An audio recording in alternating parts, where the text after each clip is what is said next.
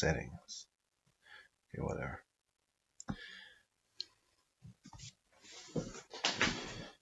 Oh god, fuck.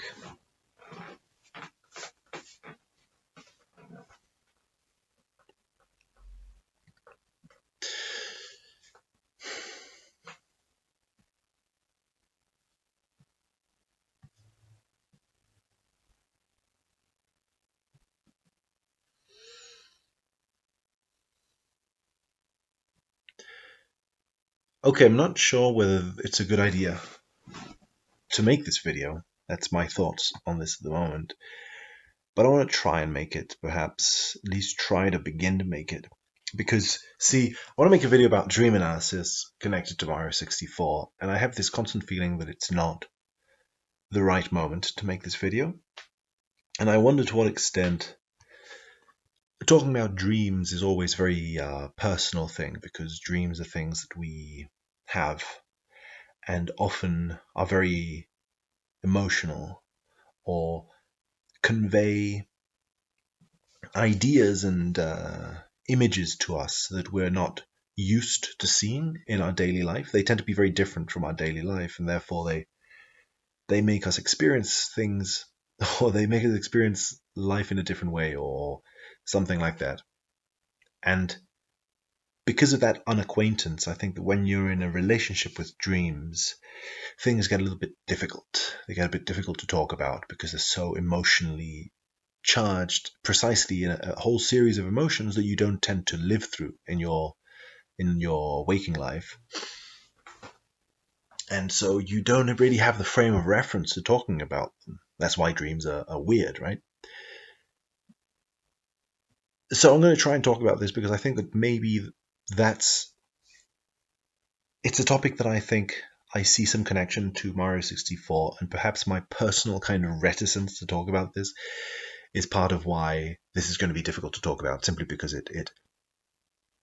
well, Mario, so one way to approach this perhaps is like Mario 64 itself is like a dream in the sense that it is a series of images on a screen. I think that art in general, not just visual art, but I think art in general has this character to it where it's also stuff that we're not used to seeing in our daily lives, right? Artistic expressions tend to be things that are not necessarily, even a very realistic work of art is very often not going to be the same as confronting your daily life or the actual real thing that it's depicting. The realistic work of art is always going to put you in touch with something. You're going to be feeling something towards it, but you're not used to feeling these things. Art has sometimes this unknown, unrecognized aspect to it because it confronts you with something that's, I don't know, different than life. So I think that the connection between art and dreams is peculiar, I think. And so when looking at Mario 64, it awakes in me, as this channel kind of shows, I suppose, it awakens in me these things, and they're things that I'm not sure how to talk about. So I have a similar relationship with this game as I would with my dreams. And so, I guess, why am I interested in talking about the dream-like aspects of Mario 64? It's not just because it looks like a dream to me, right? It's not just because I'm interested in the connection between art and dream. It's not just that. That's part of it. It's because I think it has precisely this sequence of very different worlds. Mario 64 explores a whole series of different worlds, and these worlds are very different from one another. Right? One world is underwater, the other world is up in the clouds, above water. One world is in a very dry place. One world is in a very hot place. One world is whatever, something completely different, a giant clock. this experience of going through a lot of different worlds, all at the same time, is again, I would claim, something that we don't tend to experience in our daily lives so often, right? We don't tend to go in the switch of a hat from a super dry desert to a really wet ocean, right? We don't tend to be able to do that. We don't tend to be able to be also in worlds that are fantastical in some way, like up in the sky or whatever. So that's another way in which art, and in this case video games, this kind of childlike sort of adventure video games, remind me of dreams in some way, because they also explore the kind of worlds and fantasy scenarios that we often encounter mostly in our dreams. That's one way in which I suppose video games remind me of dreams, is that it's an exploration. You are a character very often who are exploring a world that doesn't tend to be the same as the world in which the player is living their daily life. So you as a player are exploring these different worlds. Again, this is common to novels and other forms of art as well. But here I'm associating it to video games. So that's one way in which this is happening. And as such, it's interesting to me because we're exploring a variety of these different worlds, right? We're exploring not just one, but many. And of course, I think dreams are also like that, because first of all, you dream very often. Obviously, this depends on the dream recall of each person, but it does seem that dreaming is a fairly common occurrence, and it happens potentially every night. So that's a pretty fast rate of exploring different worlds. If every dream is like a completely different world that you're exploring, then you're exploring a lot of different worlds very frequently, sometimes even many different kinds of worlds in one same dream, right? A dream can mutate and change. One moment you're in your grandmother's house, and the next you're in a desert, and the next you're in up in the sky or whatever. So this mutability of the world changing very drastically from one elemental position to the next, to me seems very reminiscent of dreams. And on the other hand, because Mario is precisely entering these paintings that are things that you would often look at. You would go and look at a painting, which makes it seem as if what Mario's relationship to these worlds he's entering has something to do with the archetype of the painting. And the painting is something that you look at, that you see. So these worlds are worlds that Mario is sort of seeing, and then becomes enmeshed in a 3D version of these 2D representations, these 2D paintings. It makes me think of visionary experiences in that, and I'm including like dreams in that case, of things that we tend to associate with seeing, even if you're seeing it with your mind's eye, right? You're imagining it or dreaming it.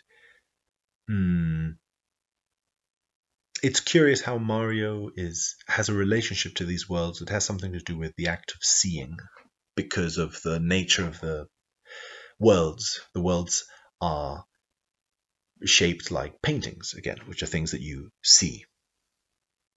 So anyway, this is a provisional exploration of what it is that I'm trying to say, I suppose. And this opens a question, of course, which is, could we say that these paintings are dreams? So that's a claim, right? It's a claim that I'm intrigued to make. And instead of spending much time sort of speculating as to whether that claim is true or not, I may do that in another video. I would like to maybe just go quickly into expressing a few of the reasons why I think that's an interesting idea, I suppose, which is that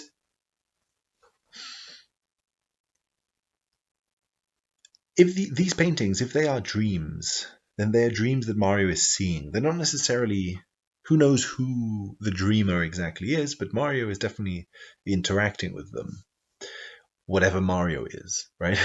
So Mario is interacting with these dreams, let's call them, and these dreams are inside a castle. It could feel sometimes like the castle is the outer world and the painting or the dream is the inner world. Like when Mario exits the paintings, he returns to this central hub, which is the castle. From the castle, he can enter all of the paintings, all of these different paintings, these different worlds, which makes it seem almost as if the castle is the waking world. If we were to explore this analogy, the castle might be the waking world, and the dreams, the paintings would be the different dreams that one has.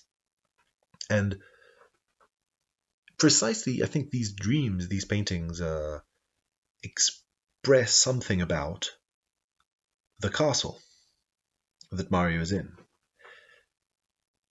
For example, Bob-omb Battlefield, I think, is a pretty clear one because the castle has been taken by a general, by Bowser. And the first painting we explore is also the painting of a mountain being sort of besieged by a military sort of warrior, by King Bob-omb.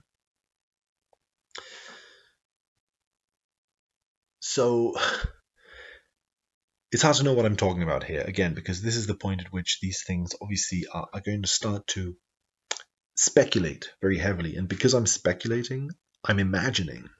And in the process of imagining, I'm imagining kind of my own world, my own life. So it's almost as if in the places that I feel interest in Mario 64, this interest seems to show that there is something in these images, like the image of a castle being besieged, which I find intriguing, and that I find intriguing enough to explore. So if I find them intriguing enough to explore, it feels as if I have a certain investment in these images. And because of that, they're kind of like emotionally charged. I can notice that when I'm trying to talk about these topics, that's the funny thing, I'm trying to talk about Mario 64, which is just like this childhood game, which on the face of it doesn't seem like it should be a very threatening thing to talk about.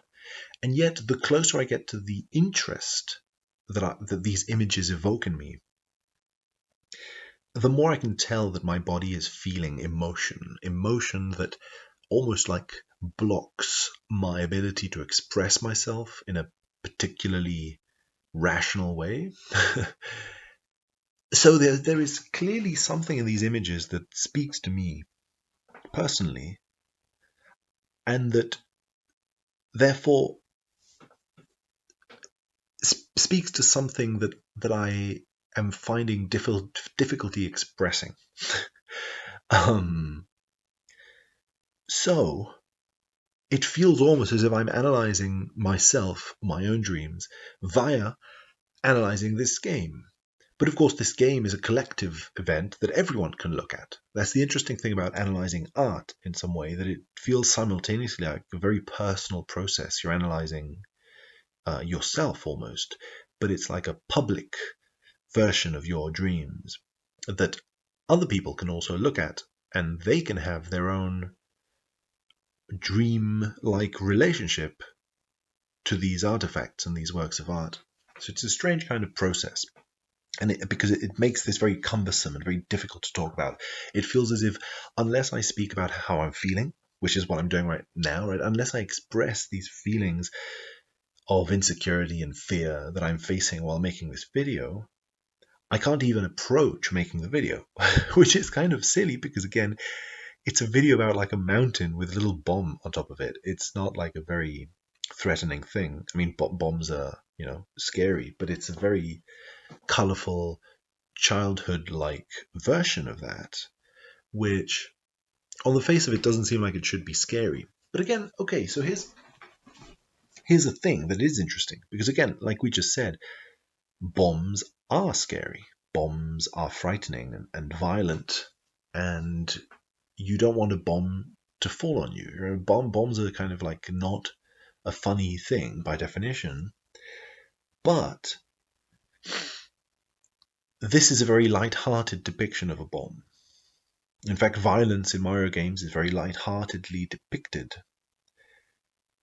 It feels as if that's kind of part of the mystery. The fact that violence is very light-heartedly depicted makes it almost too easy to explore, right? I suddenly feel comfortable talking about bombs and talking about violence because it's such a cartoonish form of violence. But at some point, when you've felt this cartoonish image enough, it seems to lock something up in you. Or maybe I'll speak for myself.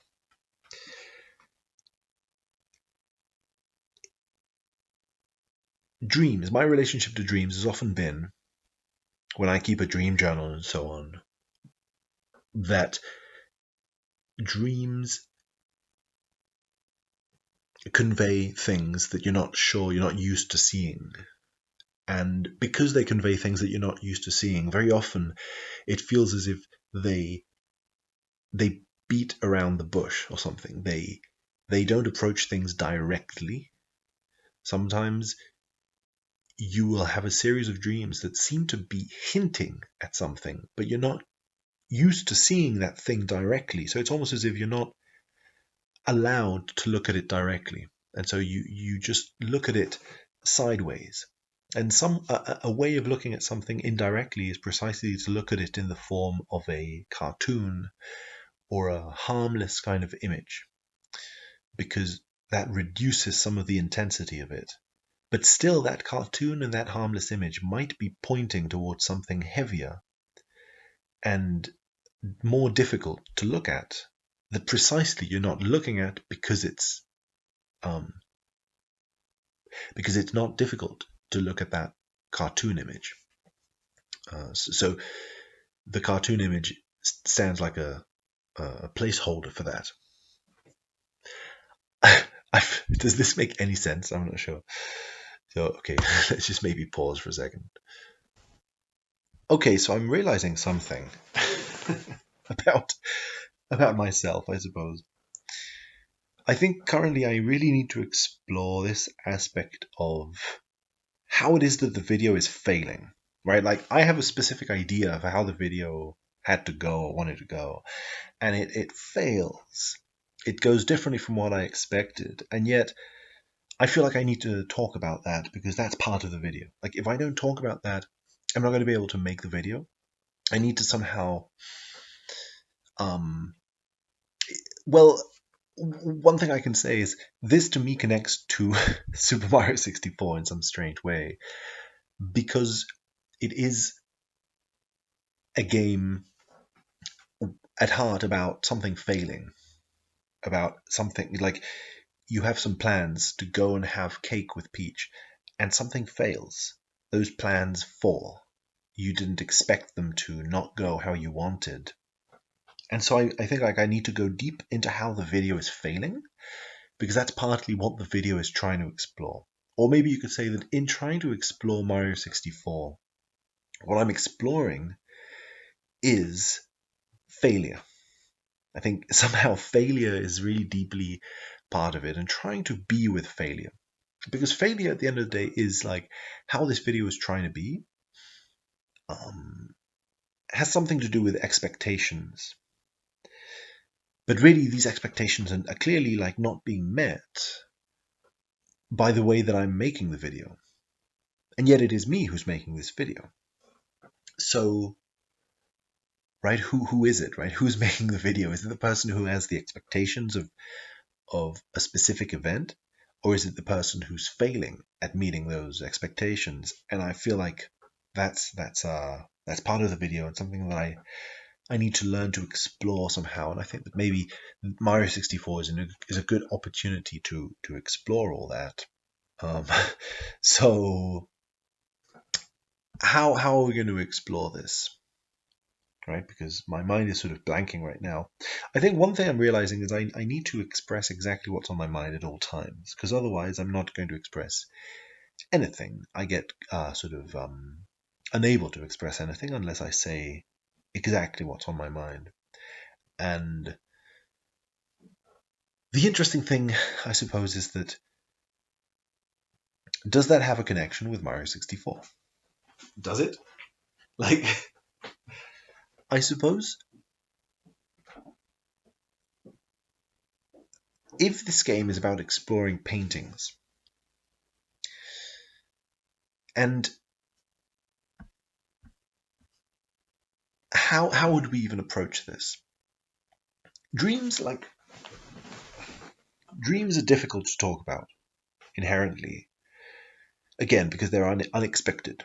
Something unexpected happens in that castle, and so it's difficult to talk about.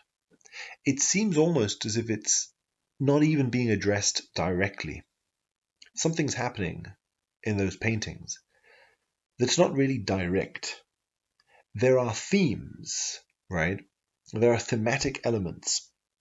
For example, there are people on the top of mountains. We have Wiggler, is that his name? The sort of snake guy at the top of the mountain. Of course, we have Bob-omb and Whomp. We've got little baby at the top of the mountain.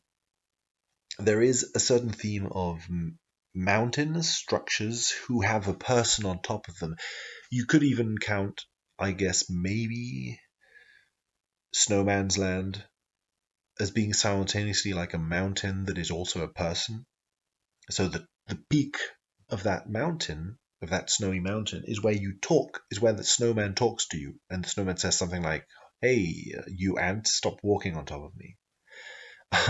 So even in that, there is also the theme of tiny and big. Because you're tiny and the snowman's big, you're like a small little ant for the snowman. So there is an issue of size and comparison. You are big, I am small, you are big.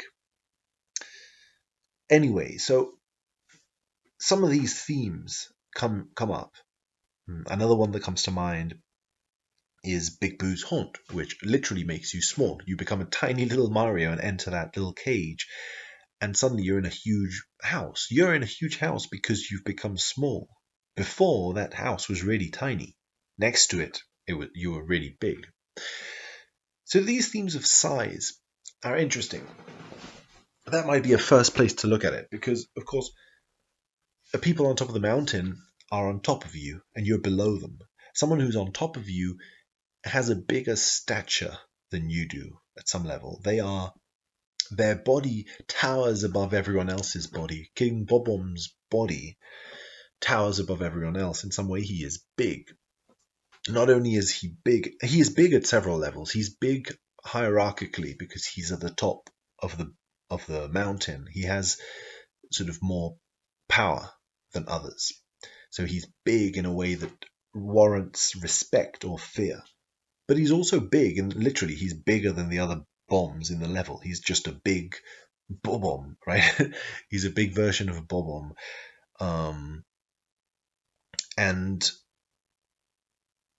And also he's big because he's like above everyone else physically. Yeah, what we just said. So what are these themes? Right? If we find these themes in all these paintings, you could say, well, Bowser is basically in that situation. Bowser has taken the castle and is now residing, or his final incarnation, the incarnation that you're going to finally defeat, is the Bowser in the sky, the Bowser that's above the infinite staircase. So he's even more above than above, right? He's above infinity in some way. You have to actually beat infinity to get to him. So he's really, really up above everyone else. And he's big. He's bigger than Mario is. So, and he's a king, or at least some sort of a leader, warrior of some kind, and purports to be the king of the Mushroom Kingdom, wants to be the king of the Mushroom Kingdom. So he's also in this triple situation of being bigger bodied than Mario is, above Mario physically in space and hierarchically above Mario in terms of social power. This triple thing with bigness permeates the game. So then, of course, my question is the initial question is why do we have paintings across this castle which depict the events of the castle? Like, if the events of the castle imply a powerful king ascending to the top of some tall structure, in this case a big tower, and ruling from the top of that structure, then why do we have at least 3 different paintings that depict that situation? Why is ruling from the top of a big physical structure part of this game in the paintings? That's sort of what makes me lean into the idea that these paintings have some dreamlike quality to them, because they, and again, of course, it's art. So in this way, art works in these, I think, associative ways. But these associative ways are intriguing to me. Like, what are these paintings? What are these paintings that express things that are happening to actual Mario in the castle? At some level, they are thematic re-approximations of this theme. Whatever is happening to Bowser and the relationship between Bowser and Mario and so on is thematically expressed in the paintings. That's one claim that I would like to try to make. And so they no longer feel like just paintings, because they're too pertinent somehow. They express something that's too present to the present moment of the castle. Bowser theoretically hadn't taken the castle before Mario enters it, right? Or, before the events of the game. So what are these paintings? Are they specifically pertinent to this specific moment in which Bowser is taking the castle? Or were they already part of Peach's castle before then? If they were, then the themes, the thematic element of a ruler ruling a castle from above in a militaristic way, it was part of Peach's castle. If they weren't there before Bowser, then they have appeared here right now and seem to be expressing something about the situation at hand. So what is an artistic event that expresses something about the situation at hand? I mean, well, in a sense, art and poetry as a whole, I think, does that. It is a sort of it has the power to express something about the present moment, which is mysterious, right? Art has this quality of poking into themes that are happening in the world in a way that maybe can't be fully ascertained physically, but can be beheld in the art form somehow. This quality of something not fully perceivable, that can only be perceived in this slightly sort of thematic way, seems to be an interesting aspect in which art meets dream, I think. Right?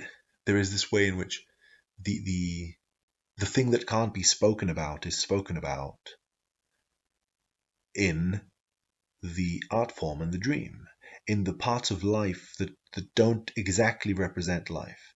Wherever it is that life expresses itself through imagination, imaginative form, you imagine things, you imagine what reality would be like. There is something about art and the imaginative faculty and quality of art that seems to have something to do with things that can't be expressed otherwise, right? That's why they're imaginative, because they don't fully relate to waking daily reality in that way. They express things about one's life that aren't fully visible in waking reality, right? They express things that one can only access by imagining, by accessing some sort of an imaginative thing. That's why I think also that dreams have something to do with it, because dreams seem to have something to do with a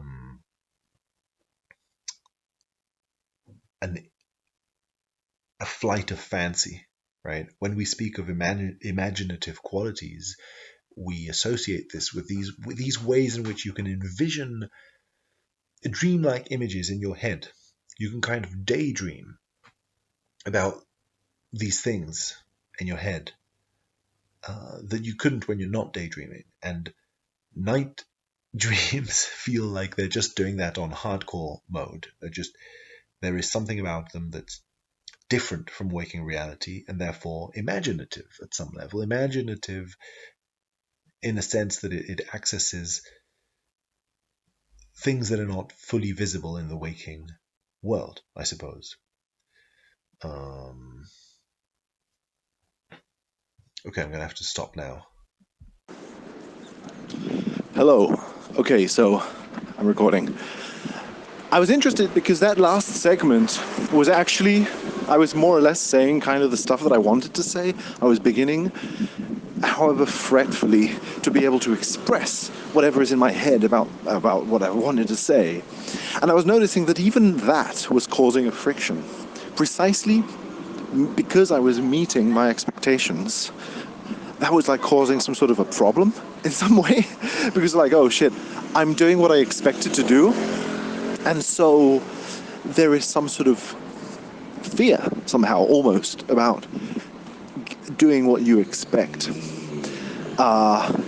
Because that also creates some sort of friction with, in some weird way, it creates some sort of ironic friction with what you expected was precisely to not expect something. Like, because I was expecting things to fail at some level, when they fail, I get nervous because they're failing. And when they succeed, it's not quite right either, because it goes against that expectation. So I thought that was an interesting aspect of this game as well. Sorry, I'm tying everything to this game, but yeah, I think it's an interesting aspect of that. It's cool to be able to make videos out in the street also, by the way. Like I like that. That's kind of that's cool. There's something good about it. Yeah. So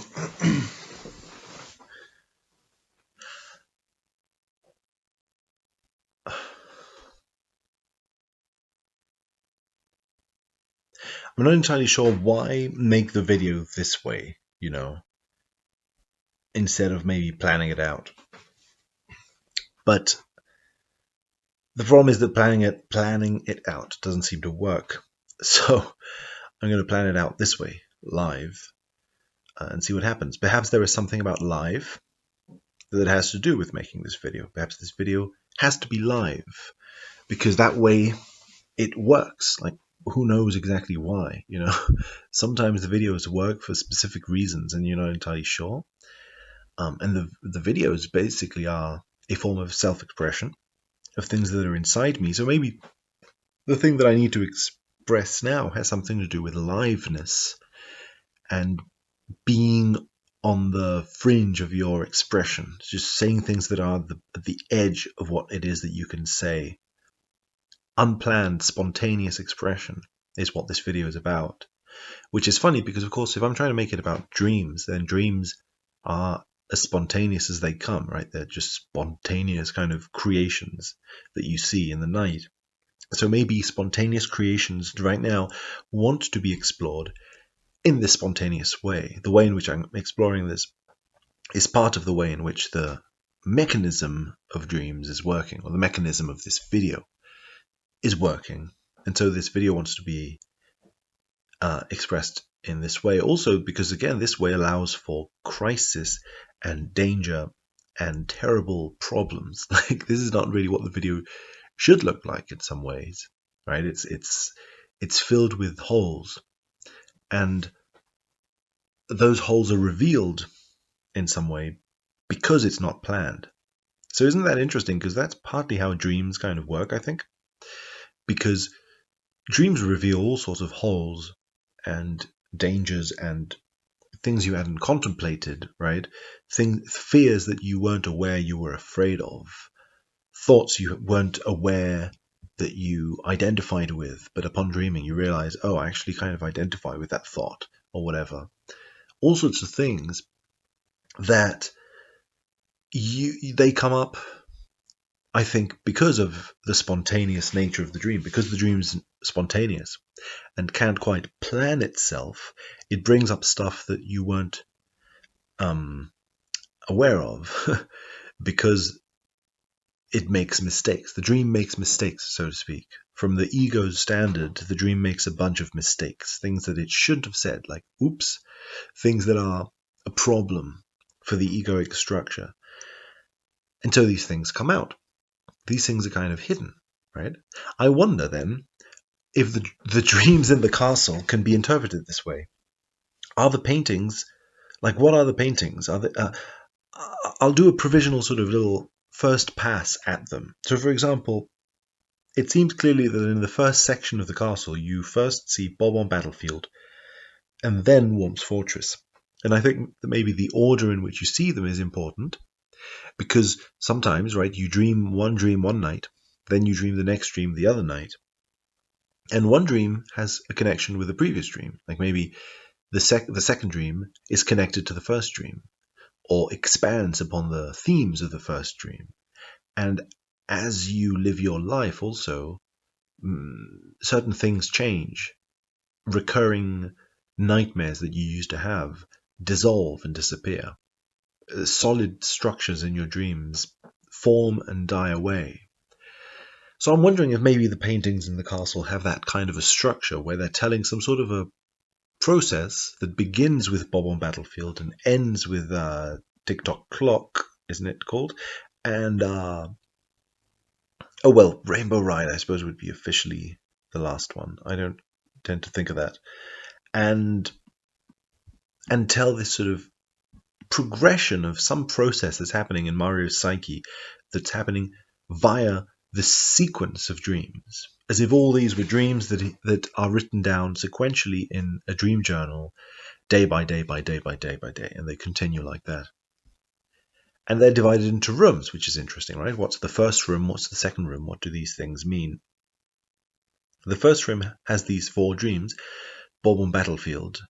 Obviously, the rooms lead to one another, so the first room leads to the second room. So there's also this feeling of progression, as in the first sequence of dreams as a whole move on to the second sequence of dreams, and the second sequence of dreams as a whole move to the third sequence of dreams, and there seem to be 3 groups of dreams which correspond to the 3 layers of the castle.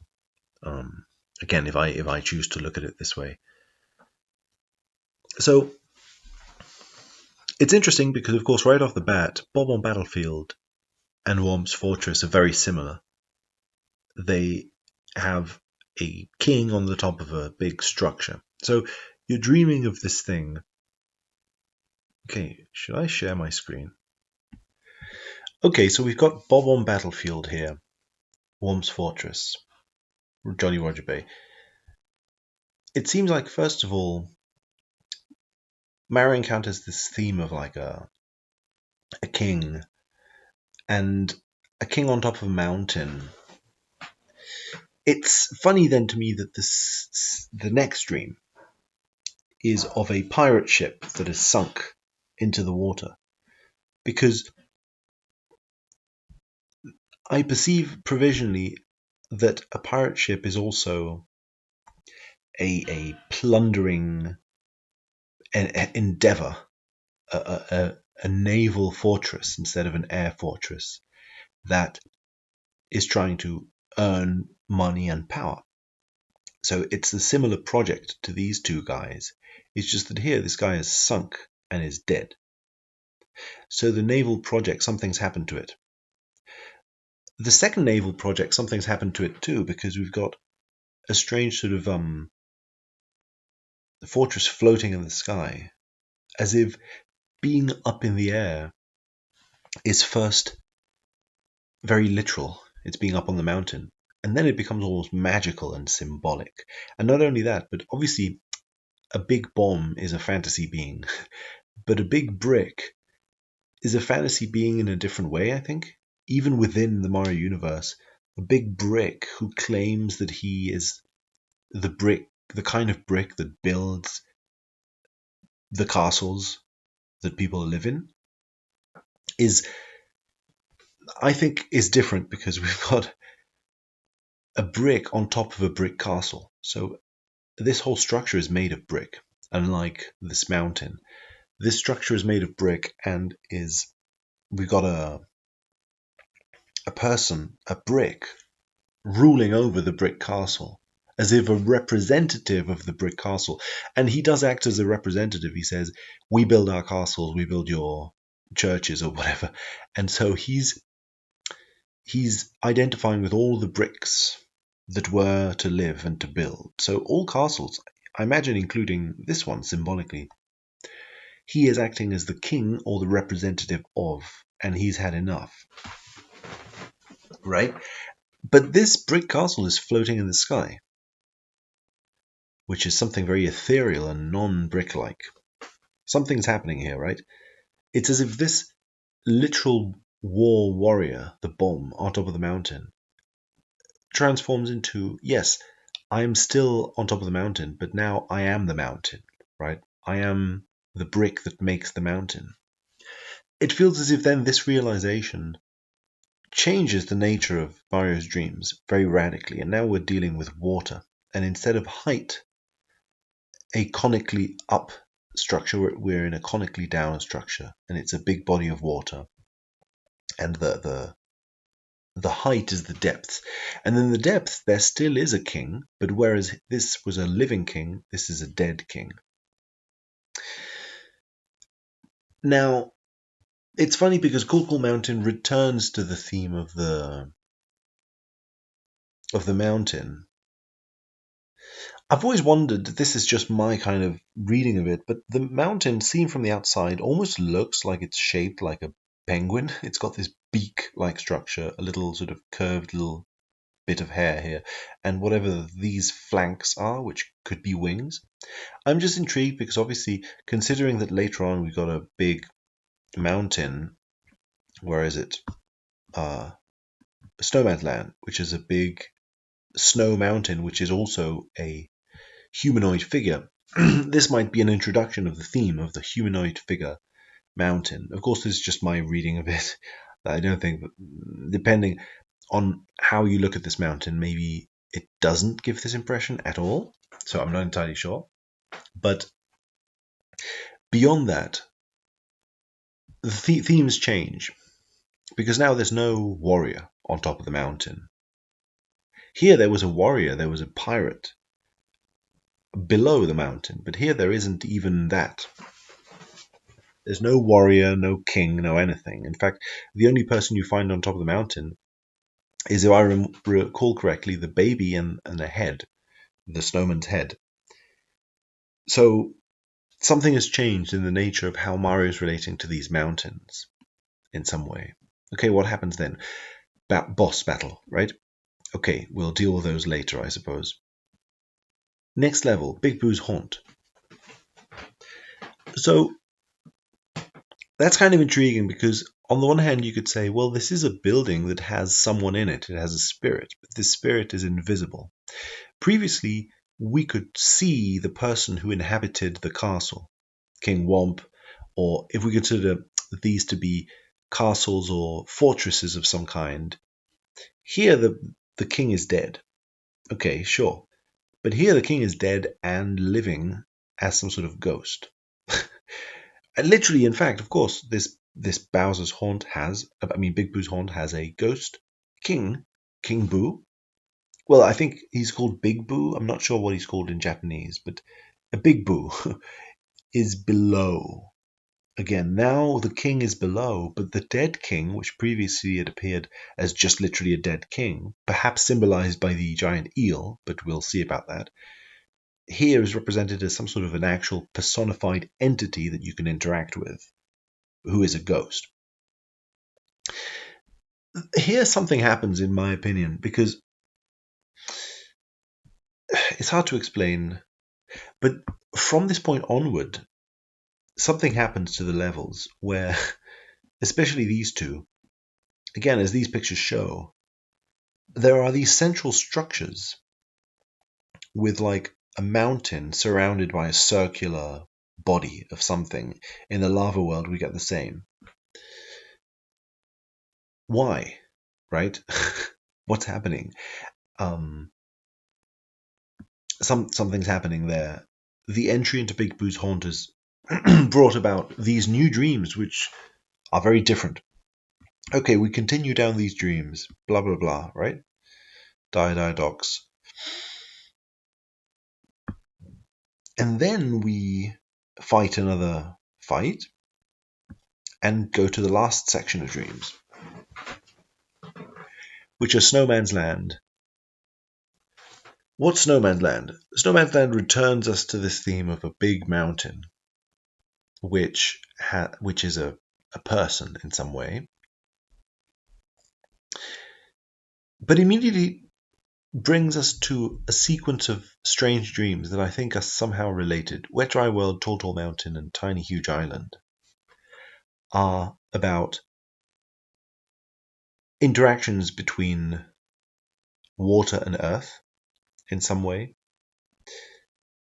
There is an earth structure and a water structure, and they're very seamlessly sort of interacting with one another. And then Tick-Tock Clock, Rainbow Ride. Okay, interesting. What can we say about the way in which this is happening? Well, first of all, we might be able to say that how many levels are there officially? I think this list is like counting. Oh no, it's not counting boss levels. Okay. 15. Yeah, 15 levels. Okay. I'm losing energy. I'm sorry. What has happened? He lost energy. He was weak and died. Why did he die? Why did he become weak? Why was he weak? No, he was weak, but he sort of became more so. He became less so. No, you're confused. He became more weak because he had less energy. That doesn't seem... It's likely. He had very little energy, which is why we're talking now. We're here to cover for him, be his guests, be his saviors. In fact, here's the thing I want to say, which is that he covered a lot of ground, but as he was doing it, his energy, it dwindled.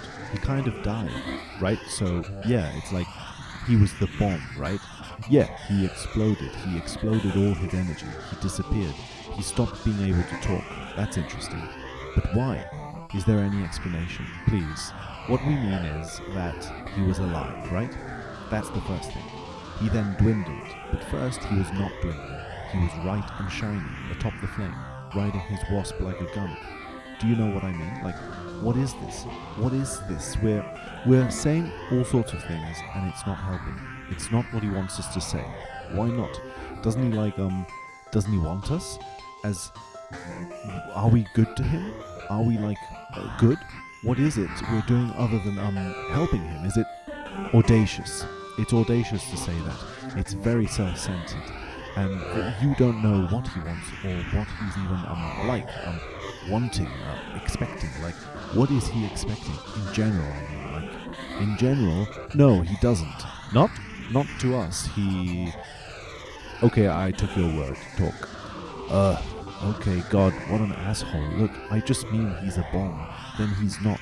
What is this process? What are we doing to him? In what way are we helping? Just fucking center your energy for once, please. Just talk. He was analyzing himself. He was like, here I am. I'm here and I'm full of energy. But then I talk and it disappears. I lose my energy. Is that the question? Is that what happens to Mario? There. You said it. Yes, that's right. Good. Good one, 3. Good one. You did it, 3. We love you. You did a good job. This is exactly what we wanted to express. It's so good and so articulate. Thank you. Mario first dreams of a lot of energy, but then this energy dies down. It even freezes, although that's a perspective you've got. I mean, yes, that's a perspective. We shall see if it's a good one, but it's good. Yeah, like, it's shareable. We shall see. What did you say? Frozen? So what do you mean? Like, the Penguin Land is a frozen land. The frozen power of the last 2 lands. Like, the last 2 or 3, forget it, it's not good. No, it's okay. What do you guys think about the next area's levels? Fire, water, etc., the lava land. One thing I noticed is the circle turns around the pyramid. What? Archetypal pyramid? Yeah, you got me. It's like, look at this. Nessie. She's going around and around. Like, she's around the mountain. Okay. It's a circular motion, so it's a circle, but it moves. Okay. It's okay, yes. Interested I am. Say. So, it's like this lava volcano. It's also got this circular thing that moves. Oh, right. So the circle is moving, or represents, it seems to be in motion, or be with a motion, or be a circle that has movement as its theme, or things like that. Yeah, right, exactly. Interesting. Is it interesting? We shall see. So this pyramid, like, okay, you said the pyramid, but does the pyramid do this? No, it doesn't, but... What made it annoyance? I don't know.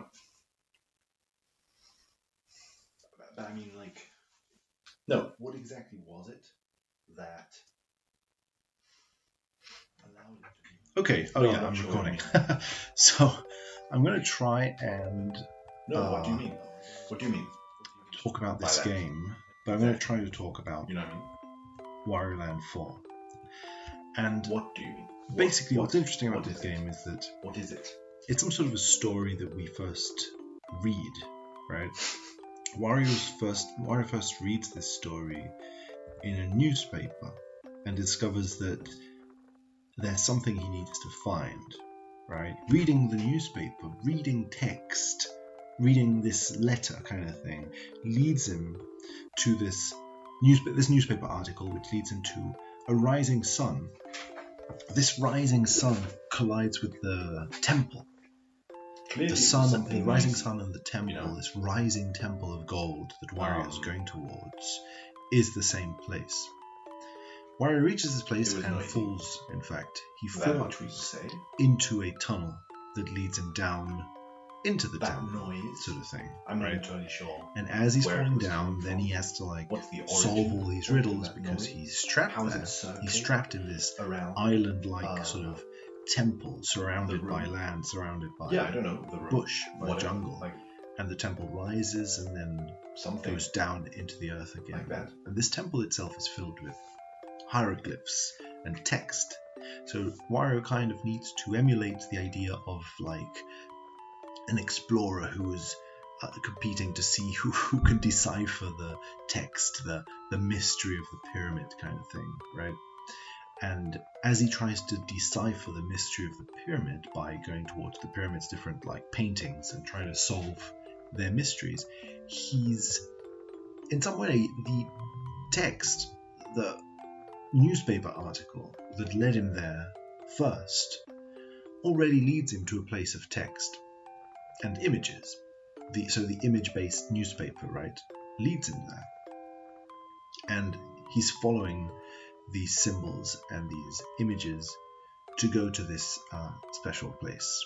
So the whole game, in a sense, is following a map, like here it shows, right? It is following a map. It's got letters and symbols on the top. It's got some sort of arrows and little cryptic ideas and routes. There's a clearly drawn out route that one must understand, decipher, and kind of plaster this route onto the real world. Route is in a path.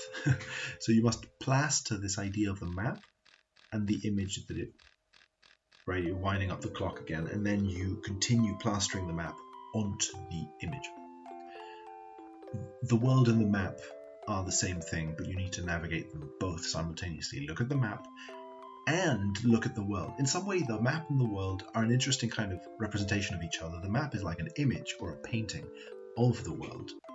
The map is something you look at that leads you to the world while you navigate the world. The world in itself is already kind of like the map, but in greater form. It's a big version of the map. The map is small, the world is big. The map is smaller than the world. And it rotates. The island rotates around and around and around. Well, actually, in Wario Land 4, the island doesn't rotate, but the island does move and it goes up and down for whatever that's worth. But it's kind of interesting because you can see here a few things also. Let's just choose file 1 for the time being. That the map is a two-dimensional representation of a three-dimensional world. That's another thing, right? Wario doesn't end in a sort of paradise. He ends up in a paradisal sort of world, which is filled with archetypal kind of hieroglyphs, ancient things like dinosaurs, like old, prehistoric kind of stuff and symbols and remains of an older world that is somehow heavenly or paradisical. And dead in some way. These are dead things, dinosaurs, bones. It's the dead. And now Wario, this living thing, lands amongst all these dead people, you could say, although I'm kind of making that up while watching these images of Yoshi's Island. We will admit to that. Okay. Wario knows where he wants to go.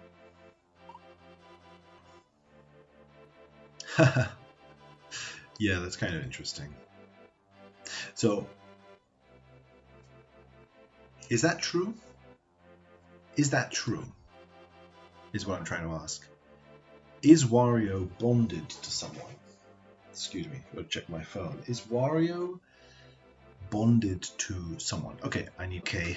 What were we talking about? What on earth were we talking about?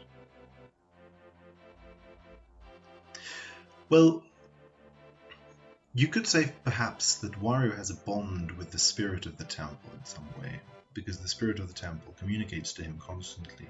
It's the cat, right, in Wario Land. The cat ends up being the princess and communicates with Wario, guides him, and does in fact guide him constantly through the castle in the form of a cat and a shadow and a secret creature who guides him into different places. A shadow, in a sense, is a twin, because a shadow emanates from your standing. So it could be interesting to consider that okay, blah blah blah. Okay. Anyway, so let's go. It's funny because, of course, we're twins, but in some way also we're twins right now, because it's, speaking about Yoshi's Island now, it's a baby and a dragon joined at the hip in some way. It's two people joined into one same person or entity who are completely connected. One doesn't resist life without the other.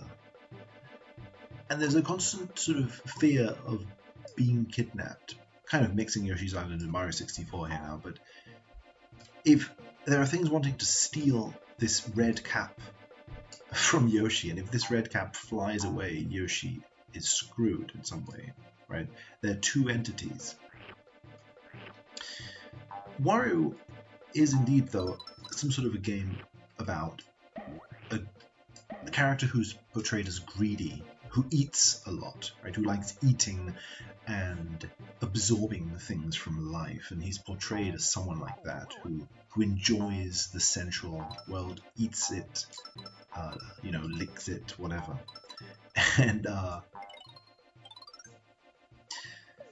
anyway, so I'm curious as to what this, let's say, supposed greed or sensualness of Wario, in comparison to Mario, for example, has to do with the fact that he's exploring his adventures in the way that he is. He does climb to the top of mountains very often, although Wario has more of a tendency, I would claim in this game, to fall down. Oops. So we have seen that falling down tends to mean falling down into the depths. And falling down to the depths associated with ghosts, evil beings, Wario being indeed some sort of an evil twin version of Mario, some evil twin entity who Mario meets. Wario indeed has taken the castle, right? So Wario is like Mario's evil side. Wario is an entity who dissolves like falling downwards. I don't know why I need to read all the texts. Why do I need to read all the texts? So that is interesting. One can move down these worlds and explore them in this painted, childlike way. Wario Land 4 is a game filled with a sense of childlike wonder in some way. One wonders exactly what that means. Anyway, we are playing this game. I'm not going to pretend like I'm not playing it.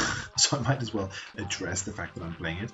Kind of making myself nervous by pretending I'm not. I'm talking about this game while talking about the other game. I'm talking about two games at the same time, which is kind of upsetting. And it is strange because this is like... I'm making this video and at the same time I'm making the other video. It's like two things happening at the same time. Anyway. One wonders, what does it have to do with childhood? Being two things, two twins, let's say. One of them is working on one thing, the other one is working on another thing. Both of them are kind of concentrated on whatever it is they're doing. But they're not fully concentrated. Like, I'm not fully here. Yoshi's not fully here. Like, Yoshi's doing his thing, I'm doing my thing, and neither of us are fully kind of connected. But there is a meeting between these two people, a relay. As one does one thing, the other one does the other thing, meets them and goes towards the other place, right?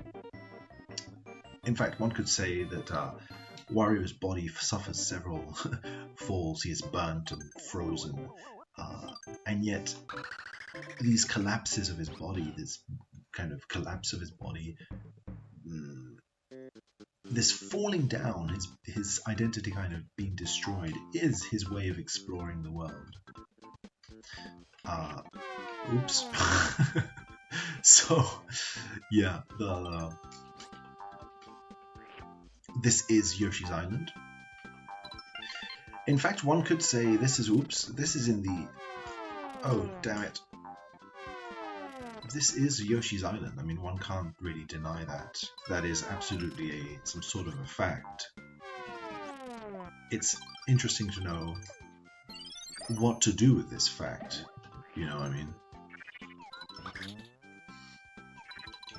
I have not played this game since childhood, actually, I think.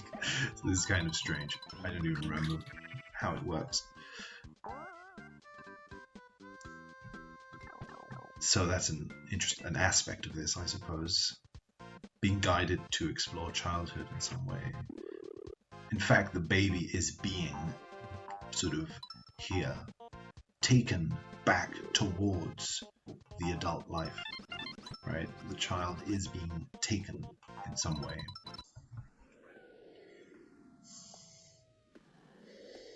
Oh, that's nice.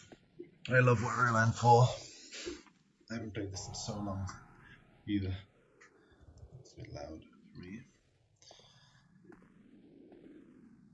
So it's interesting because the game starts this way, right? Shadow walking into the shadows, out of the shadows. The shadows walking out of themselves. A vehicle drives us back home, right?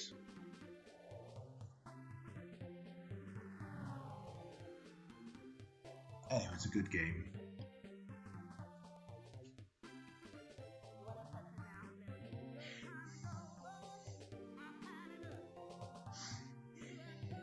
Right, the shadow.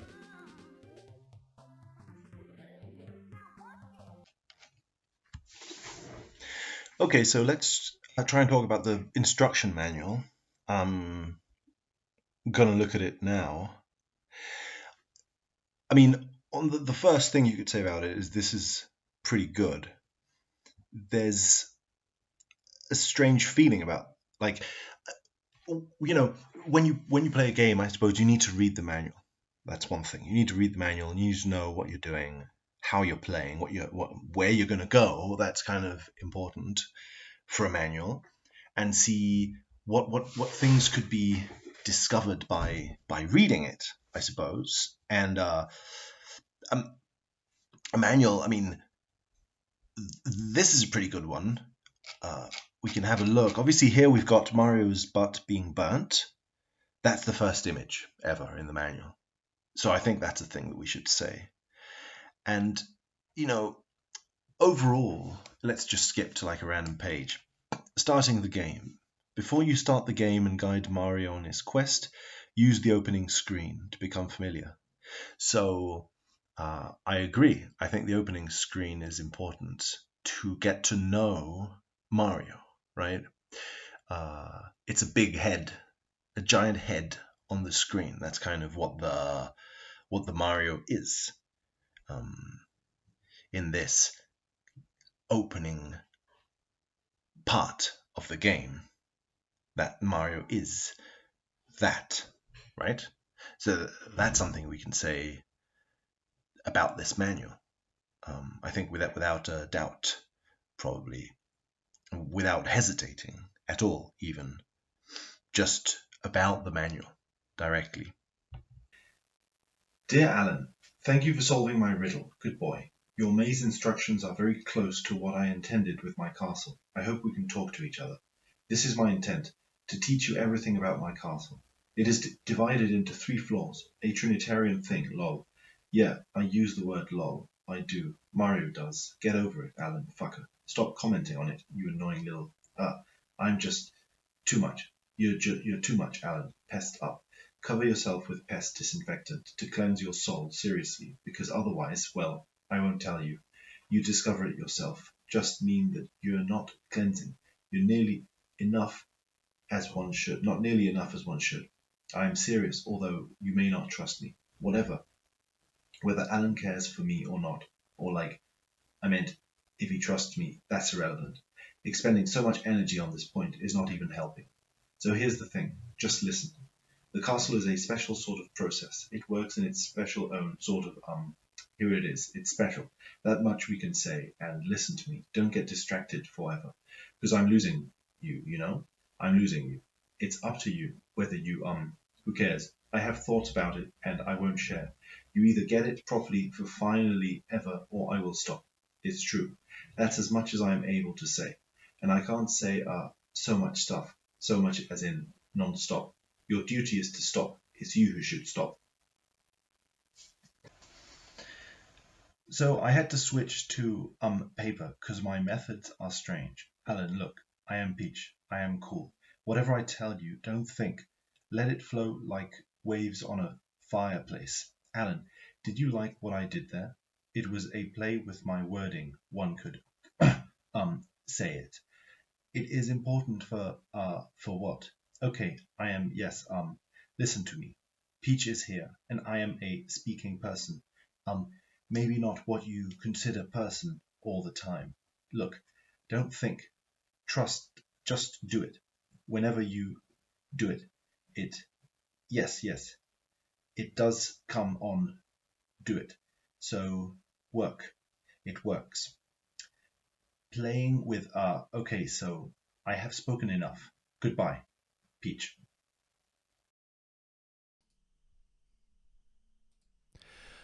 Okay, so when you descend into the garden, you see a statue with some grey shapes on its surface. I could interpret these as all sorts of things, dirt, weathering, but given the plaque and all, and that they're on a plaque surface, it seems to be safe to say it's text. It's a text on a plaque on the statue, and thus it's the first text you see physically in the game. You might see wooden notice boards somewhere, I'm not sure if in this game, but that's like a meta-game text thing, which I choose to ignore. You see Peach's letter at the start, but it's like a memory, a vision of an ethereal letter in the sky, a ghost letter. You don't actually see when Mario held that letter in his hands, or if he did. What you do see, however, for the first time, is this text on the statue plaque. So you don't see text on a surface physically until this level. And this is precisely the place where Boo's haunt is, where libraries decorate the walls, a huge library with books everywhere. So suddenly text is everywhere.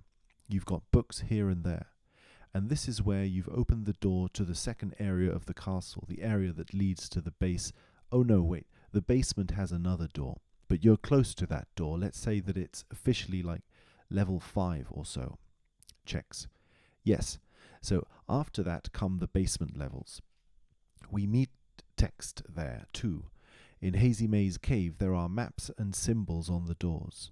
Maps are like text, they are symbols on a piece of paper or surface, physical, that evoke something they're referencing. They're pointing to something. The symbols on the paper refer to something else. Hazy Maze Cave is the classic depiction of a real-world mythological mystery or esoteric sort of thing, like the Loch Ness Monster, like an actual thing on planet Earth that the player can reference. It references the world of the occult. Pyramids and their mythological explanations on planet Earth also are the theme of Shifting Sandland, an esoteric thing on planet Earth. This has the vibe also of an exploration of a pyramid by a person who doesn't understand the hieroglyphs. So like the explorer doesn't know the hieroglyphs and needs to decipher them. It evokes the typical sort of colonial European adventure genre. So that means the hieroglyphs are something Mario has to decode, like a map. A text that leads to a secret hidden behind the text. The map leads you to a secret. The secret hieroglyphs are commonly a theme of adventure stories, where they mean something secret, something the adventurer wants to discover. It hides something behind itself. The text itself hides something. It needs to be decoded. This reminds me of Sonic. Let's have a Sonic interlude. Sonic is a blue being. His name represents sound. He goes so fast that he is supersonic, beyond the speed of sound. Sonic and Mario were enemies in the 90s. They were enemy franchises on planet Earth. They had a rivalry. These enemies were similar. Sonic was fighting Dr. Robotnik, this big red guy, slightly plump and had a big moustache. Mario is fighting this humanoid animal being with long hair and evoking a hedgehog with spikes on its back, a spiky back, like Sonic. Dr. Robotnik, like Mario. They were fighting one another. Sonic is supersonic. He's sound. Bowser is a disembodied voice that speaks to Mario when he enters the castle, after reading the text written by Peach. The disembodied voice, a laughter. The sound seems to come from everywhere, the manual says. This sound fights Mario. Mario fights Bowser with his moustache, his plump belly. A moustache, for me, covers the mouth and decorates the nose area. It highlights the mouth, but the nose also is highlighted. Mario's being distinct and round, big. Mario characters in the Mario franchise went on to have very distinctive noses. The moustache sort of evokes that area of the nose, the lips. A plump belly evokes having eaten something. Mario indeed eats stuff. Mario's mushroom usage is decorated by Shigeru Miyamoto in interviews as having been inspired by Alice in Wonderland, whose story implies eating them. Mario touches them with his body and grows big. His body expands, as you would if you eat and grow up. However, he doesn't strictly eat. But the story sort of involves eating them, I think. Mario is someone who eats mushrooms. If so, he is eating. He uses his mouth to eat, a mouth decorated by a moustache. A nose also smells the taste this food might make. So overall, I'm tempted to say that Mario has something to do with taste, the sense of taste. Bowser, if sound, might have something to do with the sense that perceives sound, so the sense of hearing. Sonic fights for the emeralds, shiny crystals. I'm not an expert on Sonic, so I'm not sure, but I think Mario's desire to save Peach is equated by Sonic's desire to save the emerald. Both are beings evoking light in my mind. Emeralds are multicolored, it seems, in the game, and also shiny. Peach is sparkling at the end too. She's a light being, fed by stars and their evoked light. Light is perceived with the sense of sight. Tentatively, I'd like to say this. The toads are the beings that evil Bowser traps in the walls. Animals in Sonic are the beings that Dr. Robotnik traps. Toads and animals are trapped in physical structures. Toads are trapped in the walls of the castle, in physical structures. The animals in cages. Oh, a detail. Sonic collects rings, round beings. Mario collects stars, pointy things. Sonic is pointy. Mario is round. A round cap on his head, a round nose, a plump round belly. Roundness, spikiness. Toads and animals, though, they're like trapped in matter. This is a stretch for the time being, but I'd like to try it. So, trapped in matter means feeling matter on your body, being limited by the limits of matter. You feel those limits of matter with your body, the sense of presence on your body, a cage pressing against your body, a wall enclosing on yourself. Your skin is being pressed. I think it's the sense of... Mario 64 was released in 1996. This was close to Super Mario Land. Super Mario Land was a game where Mario explored the pyramids, the mysteries of the world as seen from an occult standpoint, urban legends, mythical stuff, that sort of genre. The pyramids, the stuff about the Bermuda Triangle, Easter Island statues of heads, that sort of real-world mysteries. Real world as in stuff that exists in the real world. Easter Island exists. Egypt's pyramids do exist. But the mysteries are secret. Some people claim to see them, others not. So they're invisible stuff that's decipherable in a real object. One can see the real object, but not everyone can see the secret, or so it is claimed. These are mysteries that claim that in the common, everyday world of Earth, there are secrets that need to be interpreted, found, discovered, like a text. Letters that carry a meaning. One can see the letter always, but not always understand what it means or communicates. It might communicate a secret you can't decipher. The deciphering is the key. This seems to have been a game that opened a certain series for Mario. Mario Land inaugurated a sort of world-related games where Mario explored the world. Mario had been a brothers. His identity first became Super as a sort of brother. Then the games focused on world and land, the place itself where these people are in.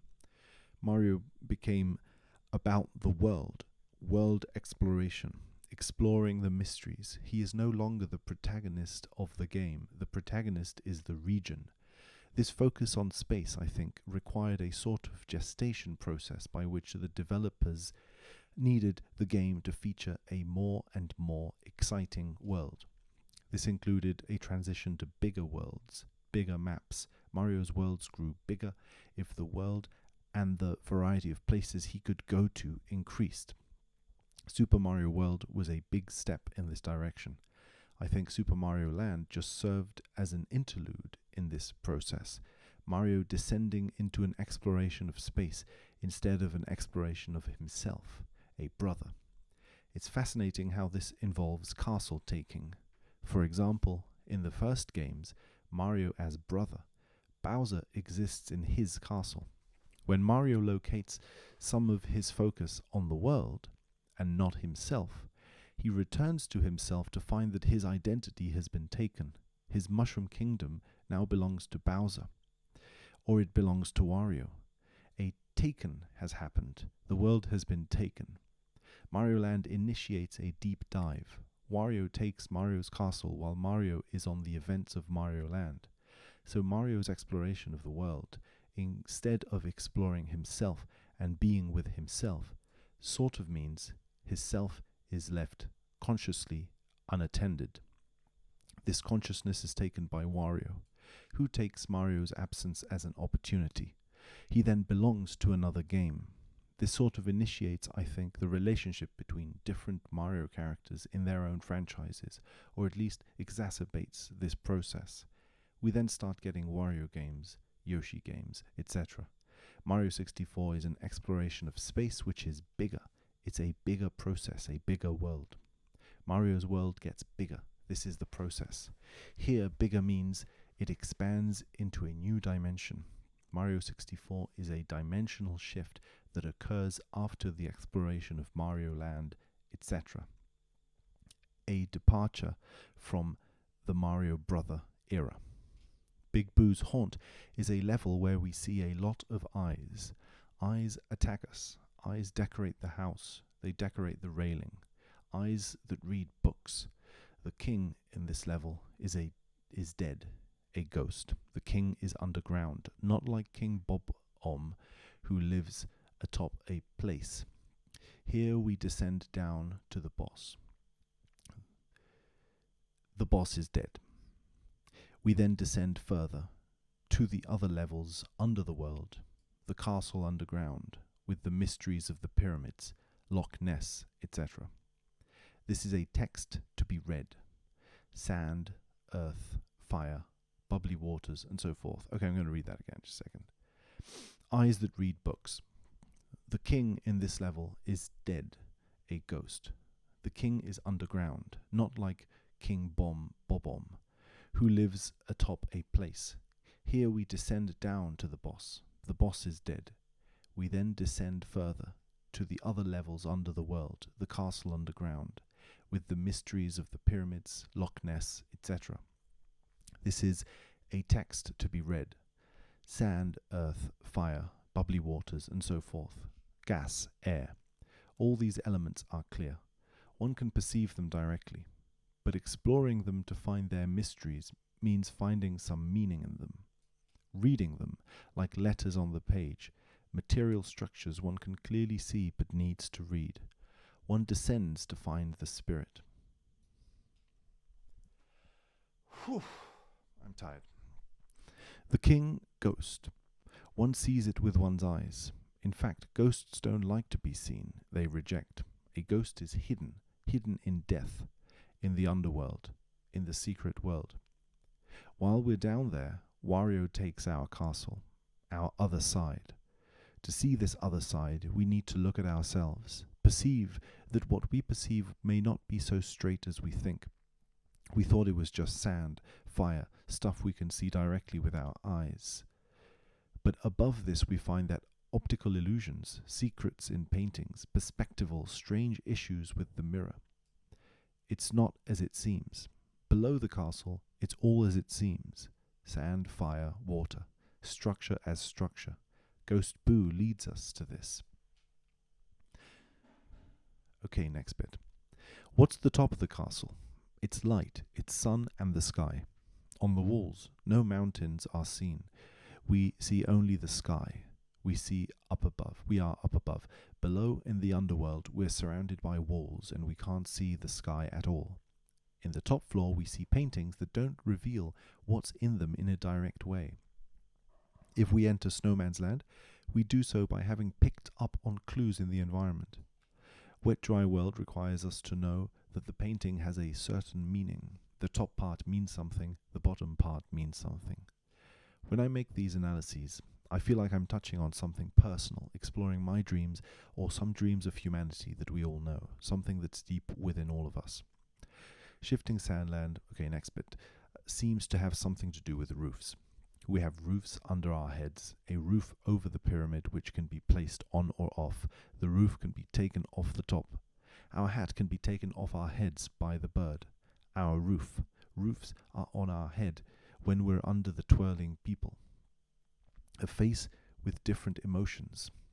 It's a face placed on top of our face. Those brick guys. A face is placed on top of another place in pokies. Places placed on top of other places. The princess's secret slide is to the side of the castle.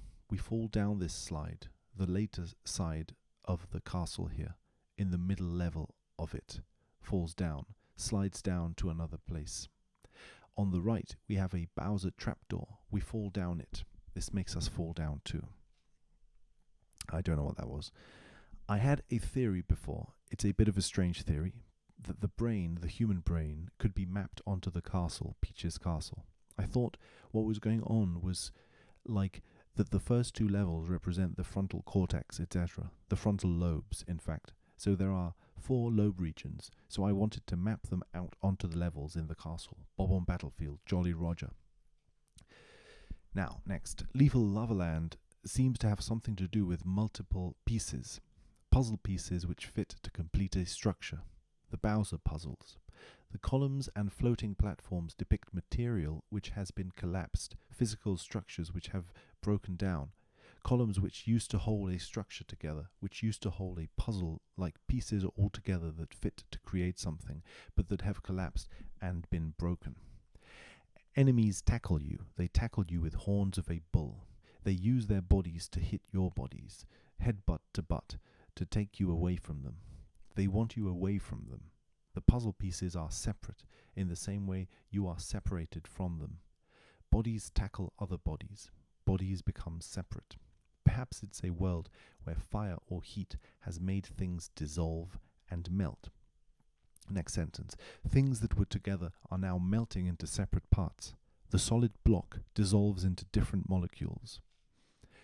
Shifting Sandland, however, is a land where solid matter solidifies into a structure. Structures build on other structures and create roofs. Sedimented layers of earth rests, creates its own layer and sediments. Layers upon layers. Matter coagulates into a solid form. Okay, or structure. Structure not so much form, like one fully formed body conjoins with another fully formed. Structures overlap and create complexer structures. I don't tend to like theories like the L is real theory. I find that theories that come from a joining of minds to form one big collective is something that is off-putting to me. But precisely because of this, I think it's probably shows some part of this which I'm not exploring. Joint exploration. The L is real theory is a theory that speaks to a lot of people, so it clearly shows something real in the way we collectively deal with this game, and my inability to engage with that is probably interesting in its own right. L is real, okay, for example, is a theory that says that the statue in the courtyard speaks to a mystery surrounding Luigi. On the other hand, other theories I've seen on the internet are that the basement has a series of toilet connections. Dire Docks looks like a toilet bowl with a U-bend and a tank. One could not know if this was in any way consciously intended by the 3D game designers. On the other hand, the U-bend style is used in the end of the castle, where one can exit into the moat. I've seen online some theories that this looks like a toilet idea, like a drain from the castle out, with a U-bend tube. A more realistic theory also says that the tubes in Hazy Maze Cave's room are tubes for some sort of water or piping system for the castle. I do think this is clearly the design these decorations are meant to imply, so it's interesting to note how this underground area has so many references in our collective fan fictions to sewers, pipes, toilets. Of course, considering that Mario is coming from a pipe, makes this more likely to me. Whether this is unconscious or consciously designed is not really that important, possibly, for me at least, I could say. Why would the underground have so many associations to toilets? I mean, of course, there is a fairly probable way to connect undergrounds as places where, indeed, piping and sewers would be located in our planet Earth too. So it makes sense as a thing in the game too, or can do. Can make sense in such a way, I guess. But why? Why is there poop and stuff in the lower levels? One thing we can say is that these levels do feel, to me, like more material. A world whole of Earth, one made just of fire, one of water. The cave one, which, who knows what it means. They're like single elements, or the single elements are more highly located. Earth, fire, wind, water. So poop also, or fecal matter, is like the basic functions of the body, the matter the body is made from. Our flesh converted to dust. Lower functions in the sense of stuff that is further away from how we identify as me. We don't locate our identity usually in our organ functions and our inner workings. I wonder if perhaps the lower section of the castle is the organic working, the organic world. However, why do I even say that? Here's a possibility. Mario is blue on the lower side and red on the upper, so his flooded side, the blue side, closer to the ground below, is his lower body, and all the functions associated to that, I guess. Probably, maybe, probably, but the red top part is like, does it even make sense? Does this theory make sense? The text itself is disjointed, like a body collapsing into a lot of different parts. The text itself is falling apart. The top part is red, closer to the sun, to the stars, to the sky. That part is Mario's upper body, perhaps. His head and everything that we locate in his face, his personality, perhaps, and more personal selfhood aspects, psychological aspects that we don't readily link to the organic matter stuff of the body as much, at least in capitalist culture. The matter in the upper levels is compromised. It's closer to a mirage, a hallucination. You thought the painting was small, but it's big. You thought it was close, but it's far. You thought it didn't respond to your touch, but it does, and clearly to specific areas. You thought it was over there as you see it, but it's actually here where you don't. The whole upper floor is filled with mirages. The mind plays tricks. The mind is more present, more important and palpably felt. But down in the underground, a brick wall leads you to a brick place. A water surface leads you to a water. A hole leading to the gooey, gassy depths leads you indeed to a cave filled with gassy stuff. No matter how much your mind wants to play tricks on you, it can't. Matter is matter. Up in the top, mind is mind. In the middle, therefore, in the entrance to the castle, mind meets matter. Or, I suppose, I guess. Also, as a quick aside as I'm writing, I wanted to add that I think one of the ways in which I'm interested in this game is that I've been interested in it for a long time. You know, so why do I keep writing about it? Why do I keep writing about this game again and again and again? Like yesterday, I was looking at my channel. I saw that I've been making videos about Mario for like 9 years. I think it's 10 years. I think there's some stuff I deleted at the beginning. So anyway, it doesn't matter, right? 10 years, let's say. That's a long time to be talking about the same game. And I think it's because it's this constant structure.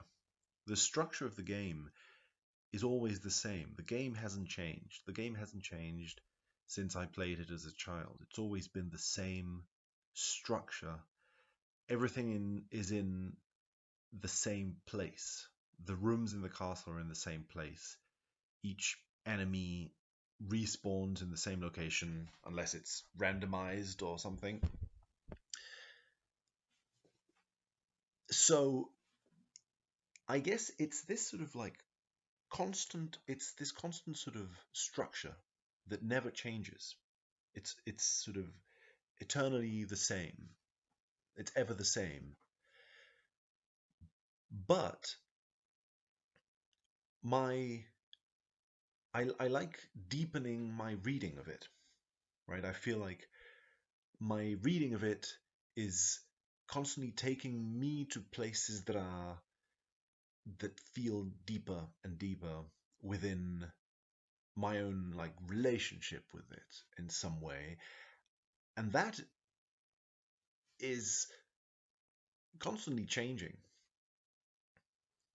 I don't know. I mean, maybe it's banal, but I felt like that was interesting. That maybe the way we analyze these things for so long, or even feel this like nostalgic association with it for so long, decades long of nostalgic associations and linkages to specific things from our childhood, is because in some way they're always the same, but there is a way in which almost that allows for change.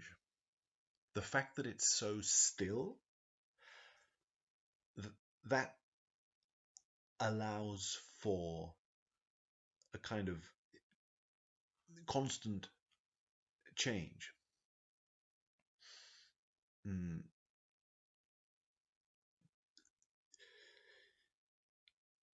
Yeah, I don't know if that really says it exactly, but something like that, I suppose.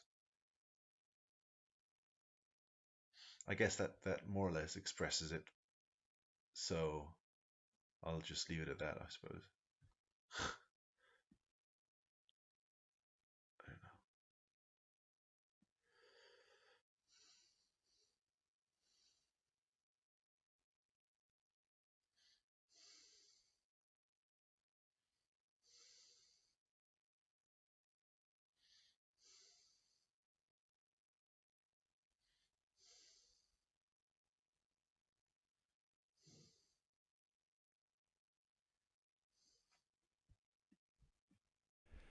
I seem to have a slight vanity about my own video project. Tiny Huge Island is about being big and being small. Big Goombas, small Goombas. There are big things and there are small things. Most of these things are of the same type. Big flowers, small flowers. You see the same thing, but you see it big and small. Sort of like the painting you enter. If you look at it from here, it looks small. If you look at it this way, it looks big. So it's like perspective. The question is, are these two different worlds, or are they the same world? When you, for example, take a baby to a big mother, or you take a small head to a body, small object goes to big object. They connect once again. The big object doesn't go to the small object. The big object is mother, father. The rules are made by it. The small is subordinate to the big, or even the small is a part of the big. The small makes up the big into different parts. Many small parts make the big thing together. They all make it. They make a big thing. They form a big thing. The big thing exists as a mix of other things interconnected. There are small bob-ombs and big bob-ombs. The big bob-omb is the authority. Control is in the big bob-omb. It has a higher vantage point, has a perspective from the top of the mountain. The snowman's head was at the top of the mountain, so here the smaller things had a vantage bigger than the bigger thing. But the bigger thing had authority. It told it to come back. It belongs to the bigger thing. Our baby was at the top too. It reached heights the mother didn't. But it couldn't communicate them to the mother unless it came down to her. A big snowman in Snowman's Land is himself a mountain, a location for smaller people to be on. Smaller things exist on the big thing. Mario is a giant in Tiny Huge Island, or a small person. He's a small person in Snowman's Land too, next to the snowman and its size. Thwomp's fortress is small on the painting's canvas surface. It's probably just a few centimeters of paint next to Mario and Mario's body. But in the painting, the fortress is much bigger, bigger than Mario's body too. Perspective, or how you see things, has affected this. Perspective has changed the world and Mario is feeling it. Perceiving it a lot. Changing one's outlook has changed a lot of stuff, and Mario is a person who changes outlook for himself. He looks at stuff, and from different angles, experiments with new ways of looking at stuff and exploration for himself, of himself. It goes this way, it's good, it goes that way, and does it again and again, too. Here it is for me again. A good way to do things for us is here again and again. It places its way here on us. Tiny huge island. The small guy looks at the big guy from above, from below, and from below, I meant. The small guy looks at the big guy. Making this video is weird and difficult because it brings so many things together, it stresses me out. Hazy Maze Cave is a place that is a maze, so it's disjointed. If it were a straight line, it wouldn't be a maze. You'd go from A to B in a pretty intuitive way. You know where to go and how to get there. You know how the points connect to one another, how the structure is organized, how this passageway is in reality. But if you add a bunch of rooms, some below, some above, next to each other, some you can enter only by running or jumping, or some are just a fall to another room, some are underwater, some are in all sorts of places, so it's a huge interconnected mess. That's why you need a map. I need to connect my laptop.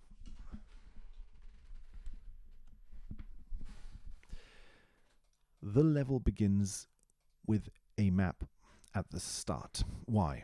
Because it's a maze. It's not a straight line from A to B. It's a complicated space to navigate. You'd have to mentally juggle too many things to have a thoroughgoing comprehension of it and hold it in your mind. At some point, people started to draw maps because it's just too complicated to hold all that at once. The map draws all these complicated webs of interconnections, but it draws them in such a way that they are reduced. It's a simple, or dare I say, tiny comparison of a huge web of rooms, space structure, a lot of structure. The map maps out all the necessary branches to know how to know it. Stupid sentences, but anyway. One thing that strikes my mind is that Hazy Maze Cave has gas. The gas hovers over its rooms. Gas is a substance that covers a whole area. Gas hovers up to the ceiling, not in this game, but like theoretically it would. It would rise up and fill up space. It would fill up every nook and cranny of a maze. So if you had a 3D space, like a structure, and you filled it with gas, okay, the gas wouldn't leave a whole little corner untouched. It would navigate the whole area. It would in some way fill up the whole space and connect it all together. All rooms would be connected by it. It's so scary, it's so scary. Writing is bad. So you connect all the rooms, gas fills up all the rooms and has a single substance that, if you were to map it out, it would lead you to all possible rooms, all nooks and crannies of the space, no matter how wild and weird. Hazy Maze Cave has a strange contraption that guides you, or makes you move. It's like a controller for moving through space. Mario moves its arrows down, next, down, etc. So it's like the map, or navigation. These themes of navigation of space, up and down, all around, the whole space is navigated. Mario is doing this, that. This is a level about navigation and map. It seems like gas might have something to do with this as an element. It connects all the dots, but simply as a mapping mechanism, as a communications mechanism between all rooms. It doesn't make the rooms less complex in their way they work. If the maze is a broken series of disjointed rooms, we're not putting these pieces back together. We're just learning about them. The gas covers all the rooms and keeps them together as a blah blah. Diadox is water.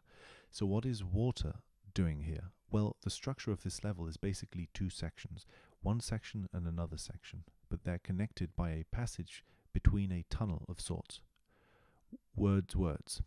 Words are here helping me, and here they are. We love words for helping us. Thank you, words. I praise you, words. If we had a complicated Hazy Maze Cave model and we poured water in it, it wouldn't fill the whole area like gas. It would sink to the lower half and leave air on the top half. It would divide the whole tunnel area into two areas. It would create a world of water and another without water.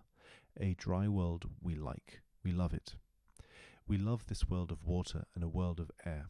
The surface of the water would act as a film between two areas, two worlds. So somehow the water seems to act as a door between two, or a screen that divides and reflects. Diadox is this world divided into two worlds.